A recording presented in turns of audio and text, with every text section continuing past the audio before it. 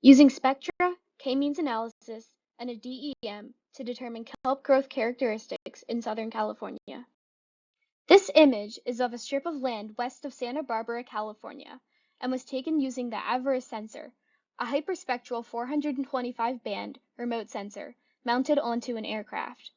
This sensor is routinely flown above Southern California. A characteristic of the California coastline is its presence of kelp, which grows on the rocky ocean floor close to the shore. For this analysis, I wanted to examine the coastline in this image for kelp and determine some characteristics of the kelp's growth.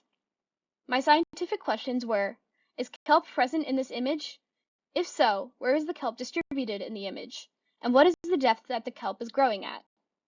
In order to conduct my analysis, I first loaded in bands 120, 70, and 10, centered at 973, 722, and 422 nanometers, into the red, green, and blue channels respectively.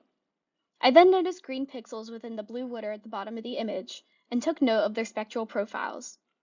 After that, I conducted an NDVI on the image, using band 97, centered at 858 nanometers as the near-infrared band, and band 55, centered at 647 nanometers as the red band.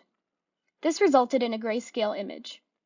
Using this NDVI image, I created another color image, with bands 120, the NDVI, and band 10 loaded into red, green, and blue respectively. From this image, I conducted a 4-category supervised k-means classification using a classification schema that I had manually created. The resulting image from this classification showed the kelp is green, the ocean is blue, and land is pink and yellow. After that, I downloaded a DEM that covers the location of the image. I was able to extract the kelp classification from the k-means classification into its own raster. I then converted the DEM raster to the same projection and datum of the extracted kelp classification raster, which was WGS 1984 UTM Zone 10N, so that I could overlay the two. I also converted the extracted kelp raster to the same pixel depth of the DEM raster, which was 32-bit floating point, so that I could do raster calculations. After that, I used a raster calculator to concatenate the two rasters, where the values from the DEM raster replaced the values from the kelp raster. Finally, I found a shapefile of the California shoreline and clipped my concatenated raster file to the shoreline file in order to remove outlying data on the land, which were errors from the classification. From this, my process was done and I could then analyze my data. The first result that I found was that there was in fact kelp in the image. When comparing green pixels in a color image made from bands 120, 70, and 10, the spectra of the green pixels match pretty closely with the known spectra of kelp under the water. There is a signature peak in reflectance at around 575 nanometers, followed by dips at around 590 nanometers, 625 nanometers, and 675 nanometers, with an immediate increase in reflectance afterwards. This answered my first scientific question, which was asking if there was kelp present in the image. My second finding was of the extent and distribution of the kelp off the coastline. For my color composite image, loaded from bands 120, the NDVI, and 10, it is extremely apparent of the extent of kelp in this image. The kelp, represented as green, grows in clusters off the coast and in the shore. There are sparse scatterings of kelp to the right of the image, but most of the kelp is located in clumps to the center and the left. It also appears to grow in relatively horizontal bands parallel to the coastline. From this, it is apparent that the kelp has a tendency to grow clustered together, which may be an effect of something, or may offer the kelp some evolutionary benefit.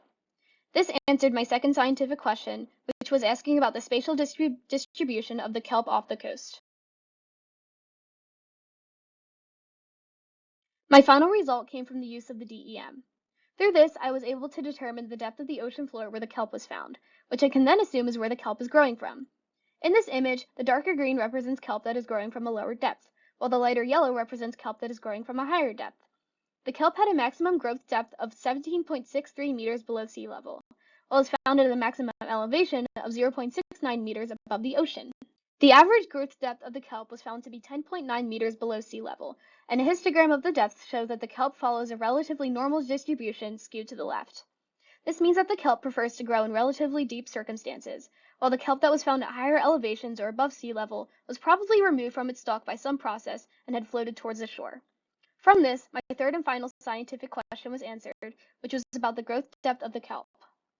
To conclude, there is kelp present off the coast west of Santa Barbara. The kelp grows in clumps or clusters and has an average growth depth of 10.9 meters below the sea level.